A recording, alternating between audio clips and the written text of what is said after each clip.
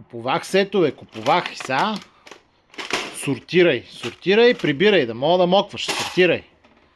Его е. Тук части, всичко това нещо трябва да влезне там. В тези органайзери.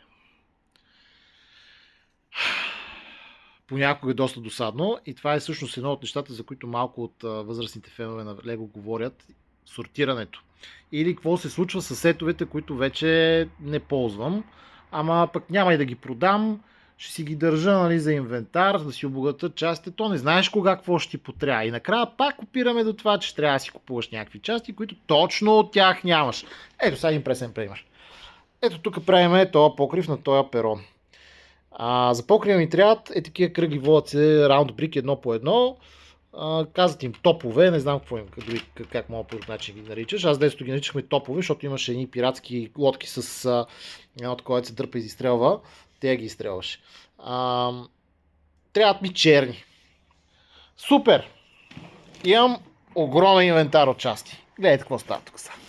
Търсим си къде са ми кръглите части, да видите как работи моята система. Тук са всичките кръгли части от този тип.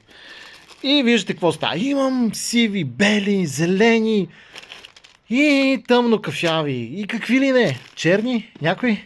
Да вижда черни? Черни? Не, няма черни. Имам сигурно 3000 броя от тази част, но нито едно повече от черните.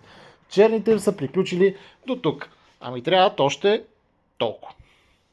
Готино, магията на Лего! Така става всеки път.